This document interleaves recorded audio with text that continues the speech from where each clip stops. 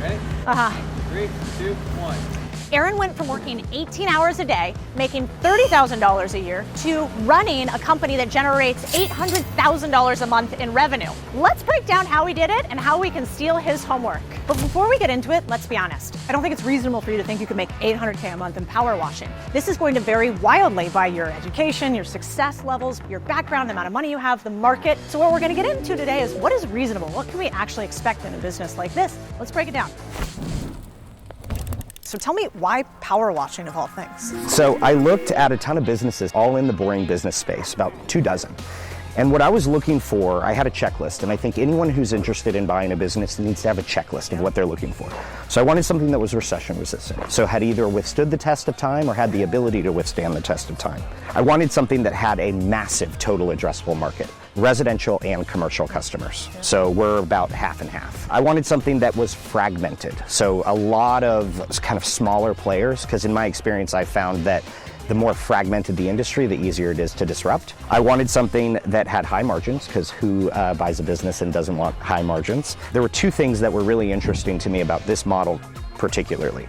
Was it had a difference in product offering. You know, you hear a lot of business owners talk about a moat. So we have proprietary technology, proprietary equipment. We can power wash 5 stories from the ground, and we can do a 3,000 square foot house in 25 minutes. It's wild. And then the other thing that was really interesting to me about power washing specifically was there's no national player. There's no leader in the power washing industry. And so I saw an opportunity to build that. So when you talk about fragmentation, that basically means essentially that. You don't have 3 to 5 players owning the entire market. You have Correct. a lot of little guys who maybe are not as hard to compete with. Right. And they are, you know, have a good business. They like to knock doors. Maybe they have a pressure washer that they bought, but we're just operating on kind of a larger scale and can do much bigger jobs and really kind of like operate outside of that. What do you mean by high margins? So like we know small businesses, you typically run somewhere between 15 and 30% margins. Yep. What do you consider high margins in this So business? I wanted something that was above 20%, 25% would be ideal, and the founders of this business operate between a 30 to 40% margin. Amazing, which basically means you get to make more mistakes because you have a little bit more cash cushion. Right, and a lot of the people who start a business for the first time are going to make mistakes, and I want them to be able to cash flow while still making those mistakes. Oh yeah, me too. Hollywood, beautiful, shiny career to boring businesses. What the hell happened? Yeah, so I was working in Hollywood. I wanted to be a talent agent. Did that for years, was working with Academy Award-winning actors and Academy Award-nominated actors. How much were you making at the time? I was making $30,000 a year. So you had no money, and then a friend came to you.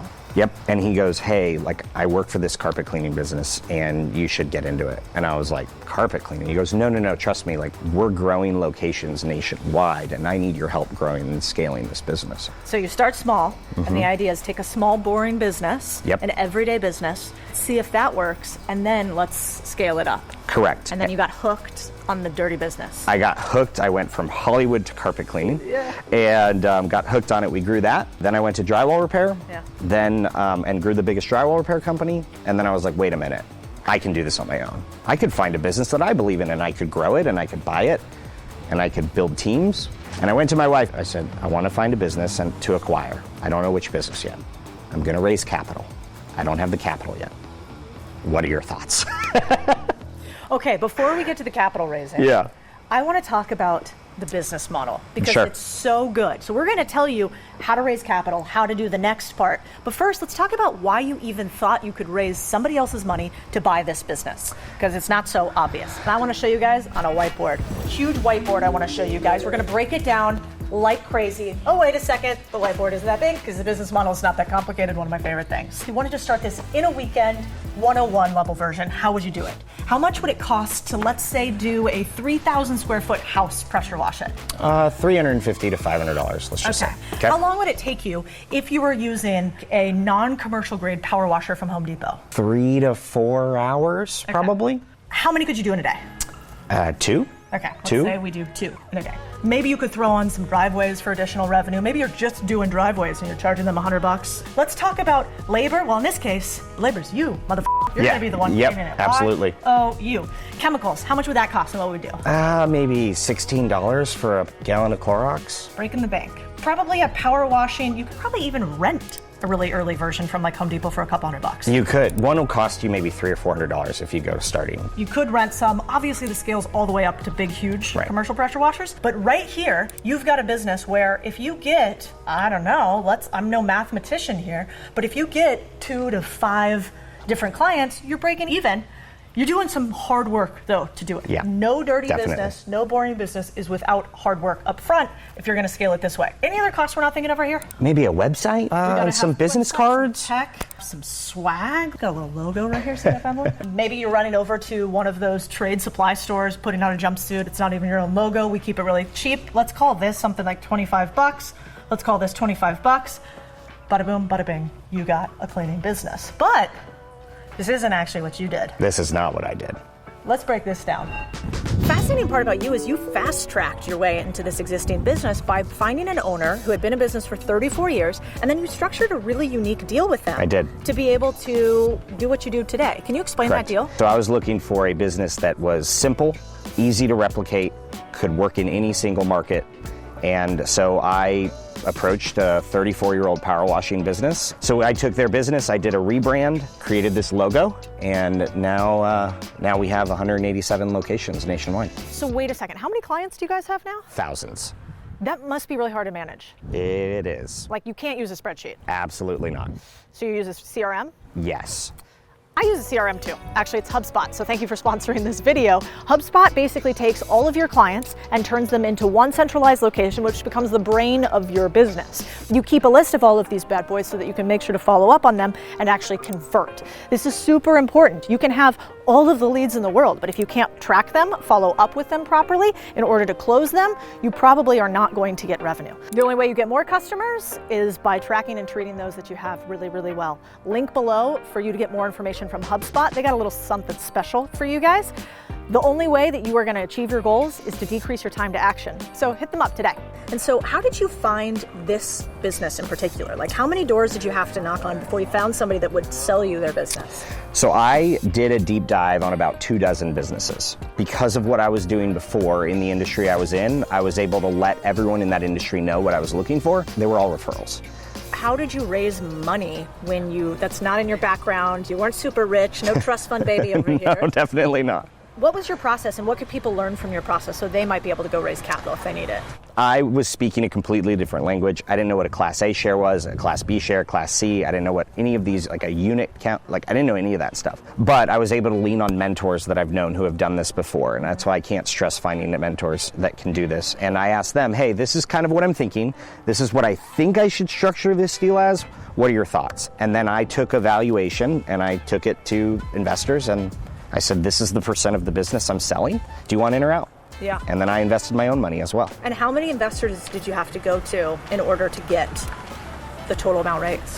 We have 5 total investors, including me and the founders of the business. Yeah, I think that's an underrated thing these days. People think, well, I got to go have a ton of different people with small checks. Mm-mm. And the real way to do it is go to and find, 5 or 10, maybe max, of the richest people you know who already want the thing that you are selling, which is they're looking to invest in things that, for instance, cash flow. Right. And this is where people on the internet are going to go, must be nice if you know a bunch of rich people. And what's wonderful is that this is so rare that people do it. Right. That there's a curse of lack of competency in this world. Right. So I think when people find people that are willing to do the work, competent and relentless in their ability to execute, it turns out pocketbooks open. We actually have a little one-pager here on how to raise funds. If you guys want it, you can click the link. So how long did it take you from the moment you decided to buy a boring business in your mind to actually buying the business? So it was about 6 months, and it was about 3.5 months for me to actually find the business and do the diligence, and then it was about 3.5 months later when we finally structured the deal. That's and closed crazy. You're fast. Probably not going to be that fast for everybody, but again, we like to show the full spectrum, so you can see aspirational and really hard charging to normal, which is probably 12 to 18 months. Right. I like it. So what do you say to people who say that you can't make any money in boring businesses or power washing? I would say you're crazy. Our founding location, when I acquired it in 2022, that year did over $2.2 million. This does look a little bit bigger than what you could buy at Home Depot. So instead of of starting the business from scratch, Aaron actually bought into this business, which means the numbers look a little bit different. You guys want to see what the 202 level version is? And if you think this is impressive, just wait until I show you guys how to scale the business like he did. Let's break down some costs in this 202 level version. First, we got the same cost. It costs $350 to $500 to do a 3,000 square foot house, right? Now, how much time does it take you with all this? 25 to 30 minutes. So we're way down from the 3 to 4 hours to 25 to 30 minutes. Now let's talk about the number of jobs you can do per day. 4 to 5. Okay, so we double the number of jobs per day. Now let's talk about how much it costs to actually do that. How much does this truck cost? We finance it. It's $2,000 roughly per month. And then you've got your cost of chemicals, which if it was $16 before, let's say for Clorox, I guess this is like 1/5 because you have such a larger... Yeah, I mean, it's 5% of the job roughly. Okay, so you get a lot lower costs because you're buying its scale, kind of like Costco. All the same costs overhead, like websites and labor. What else are we not thinking about? Insurance for driving a truck like this. Could be $600 or $700 a month per truck. And then do you have to have licenses or certifications to drive this? No, this is not a CDL. Also, on top of that, you don't need a license to power wash somebody's house. No, most states do not require any kind of licensing. Are there some that do? Yeah, depends on what kind of job. It depends on whether it's a government job and what kind of insurance you need, but we can just up the insurance for these jobs. So the fascinating part, I think, with all these businesses is you can start a boring business cheaply and get your return on capital or the amount of money that you invest, you can get it back to you quickly, and then you can get scale. Scale costs more upfront, but there's a lot more upside. Right. So let's talk about a commercial job really quick. Sure. So if you get $350 to $500 to do one house, how much could you get to do a commercial job? I mean, we've done $20,000 parking garages. We've got recurring contracts with different fast food restaurants. We do annual contracts. I mean, that's really where our focus is. So basically the idea is instead of a residential house, which you could put on recurring too. Yes, right? you could. It depends on the market, but yes, absolutely. You could say, hey, your house gets dirty a lot. We want to come back here about twice a year. Yep. If we put you on a plan for coming back twice a year, how about we take 10 or 20% off the cost? Correct, and we do that, yep. Yeah, and then you get your credit card ahead of time, which also means that you don't have to chase them down for payment. Yep, which exactly. is amazing. Exactly. But if you do that on the commercial side, it gets really interesting. It gets really interesting, and our average commercial job size is close to $6,000. So you pretty quickly scale up from the couple $1,000s you could get in a few days doing residential all by yourself to a bigger business. But sometimes I believe in these little gateway businesses where you start tiny, you make sure that you're committed to it, you don't bet the house, you don't bankrupt yourself, and then you figure out if you have what it takes to run one of these bad boys. You actually bought this bad boy, which, people don't just hand out their businesses to others, I don't think. No, they definitely do not. And you needed some cash to do it, which you didn't have because you only had $30,000 salary originally and then kind of scaled your way up. Let's break this down. If you like this video, you know what to do. Hit that subscribe button. People want to know how to get revenue in, how to get customers, and grow their businesses if they're going to start this or they're going to scale it. So how about we learn from somebody who scaled hundreds of businesses and somebody else who scaled hundreds of businesses? Let's just brainstorm the best ideas that have worked for you. So I'll go first and then you go. So let's start small. If I was going to start this, I would do pre-orders like a crazy person, which means you're basically going through your Rolodex of everybody who lives in your area and saying, hey, I started this new thing. Can I come and clean your house for a discount? You could even do it at a little bit of a loss to get things rolling. So that would be step one for me. What else do you think? So what I would do is I'd get a list of 100 potential referral partners. So painters who don't want to power wash, or window cleaners who don't want to power wash, or any kind of other referral partners that are tangentially connected. That's what I would do. And then I'd reach out to them and tell them, hey, love to make relationships. Go that way. Door knocking. Not the funnest thing to do, but let's say you live in a neighborhood right now, which is your target market, and you're going to want to figure out what kind of client you want to have. But if I was you, I might go to some of the richer neighborhoods. While you probably won't get a ton of people to sign up, you might get more than you think. I would go to businesses that have dirty buildings. Businesses have a dirty building. They like their business, they like their building. It's a very easy sell. Your building is dirty, so it would cost this much to clean it. Can we clean it for you? We can be here tomorrow. Maybe the last thing that I would add is go old school. Facebook neighborhood groups, Facebook marketing, Neighborly. Nextdoor, all those kind of apps. You can watch this video on Spencer. He built his whole business off of one Facebook post. I got a crazy idea. Yeah. Should I try to start one of these live? Tell us in the comments if you think we should do it. See if it's reasonable. What? Let's talk about some insider tips. First tip is the 100 list, like this. 100 list of referral partners, 100 list of commercial customers, and 100 list of residential customers. I love that. So 3 different 100 lists, and how do they fill those? They either seek them out themselves, they can use data scraping tools, or we recommend they sit down and do it so they can figure out who their target is. It'll be more meaningful to like write their email address in and their phone number and say, this guy has an $8 million painting business, this is a target, because they're going to work that for however long. I mean, that's the goal. And then we upload it into the CRM, and there's like drip campaigns and stuff like that, but it's really sometimes just going to the property management company and saying, how do I get on your vendor list? Oh, it's so cool. The second tip is the 6 steps for their sales process, like this. For anyone who's thinking about starting a business and wants to de-risk it, it's like, how many jobs can we sell before we actually open? And so that's a tip that we have our franchisees do. Like, they're required, like from 9 a.m. till 5 p.m. every day, them or someone on their team or an operating partner or whatever is out doing business development for an entire month before they can even go to training. I love that. And so they sell jobs and we have franchisees come with jobs like on the calendar, and we have them hire 2 technicians before they go to training. One is a general manager in training who leads the truck, and then one is a junior technician that works underneath them, and they come with them to training. The third tip is this one, relationships. I've learned that relationships are everything. Our mission statement at Rolling Suds is, this is a relationship.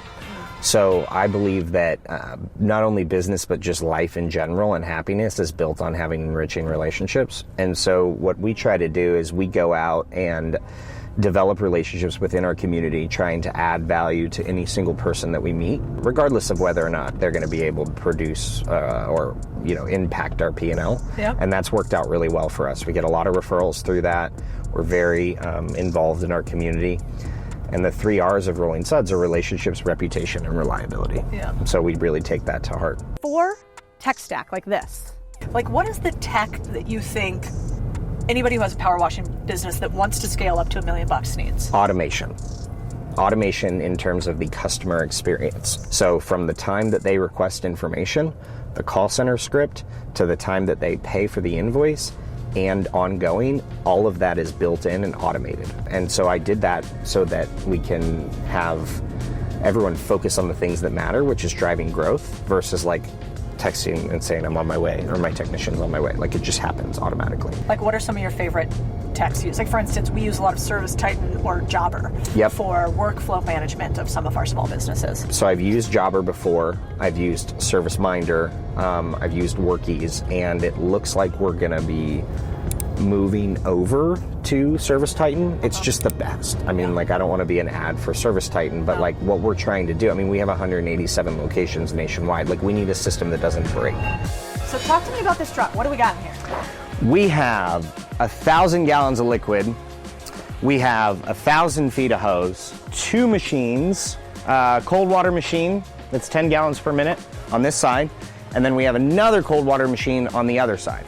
And so our equipment allows us to power wash 4, 5 stories from the ground without having to get up on ladders. Anything above 4 or 5 stories, we can either rent a lift, or we have a drone company that we're partnered with, and we can hook these hoses up to the drones. Stop it. Yeah, dead serious. You hook a drone up and the drone flies? The drone flies up and starts to clean the building for you. And we can send, we have 8 drones across the country, and we can send those out to any of our locations. That seems pretty extra of you. It's incredibly extra of us. That's the point. Great marketing. And we can park this truck here and do this entire building, this huge building, without having to move this truck. That's part of the reason why we have such overkill on the amount of hoses. This truck and this equipment allows us to do, kind of a 3,000 square foot house in about 25, 30 minutes. There's a tremendous amount of value, and you can't buy this equipment from anyone other than us. We have a lock on the manufacturer, we build these trucks ourselves, and it gives us kind of a competitive edge and a moat, if you will, to cross. Here's the takeaway. When it comes to the trades, so many times there are operational inefficiencies because of this one sentence, which is, that's always the way we've done it. In this business and any business you're going to do in the trades, the beautiful part is to use that mind of yours to come up with something that uses this word that has a lot of vowels called proprietary. And when you have something that is proprietary, that means you get what's called multiple expansion and increase in your valuation as a small business, because you have a moat around your business. The other thing that's interesting about this is when you're not a power washer or professional pressure washer, you don't know where to put this stuff. You didn't know that. Nope. But you partnered with somebody and said, what are the things that annoy you about this business that don't work very well? And then how could we make this more efficient if we took technology plus a little time and strategy and made it even easier and simpler to do the job? That's the takeaway. So don't just do what everybody else has always done. All right, let's talk about the pros and cons of this business. Let's start with the pros. First of all, you don't need a bunch of cash to start it if you do it the easy way. Second is recurring revenue. You can actually get these people on subscriptions. You guys know that's my love language. Third, this business is not that complicated. Besides the fact that it is really a lot more forearm strength than I thought it was going to be, the business is a pretty straightforward business model. The next is you can do a lot of add-ons. So I love the idea of having a bunch of neighbors right next to each other. I love the idea of pressure washing big apartment buildings and driveways, etc. The next pro that I see in this business is this is a business that allows you to have a pretty hefty margin if you do it right. The next pro in this business is maybe the idea that if you get the right labor pool and you incentivize them to stay with you, you could keep labor for longer. There's a lot more pros, but we hit that in the video. So let's talk about the interesting part. All the reasons why this business is really hard. Let's start with the first obvious part. The business is seasonal. If you're in a market like Pennsylvania or New York, nobody's power washing in the winter, so you got to think about that. Second is labor is really hard to find. You got to find labor and you got to keep them in a full pipeline. Next is gas for a thing like this is not cheap, and chemical prices go up and down. I wrote down a bunch more. Maintenance and tires on trucks like this. Maintenance for all of the equipment. That could really cut you out some cash if you have a big fancy one. Environmental regulations. What can you do with the soap? How do you dispose of it one way or the other? Also, billing hassles, people paying late, making sure that you have that. There's lots of things that could go wrong in this business for sure. Insurance if you're tradespeople. But here's the thing, every business has difficulties. Those are some of the ones in this business. Every business is a carefully mitigated series of disasters held together by grit and your hard work. That's exactly what this business is too. Now this guy did an incredible job with a lot of hard work and luck, but I want to be honest about the fact that these things are hard to do. You know what? It's kind of like what my grandma says. Business, it ain't for pussies.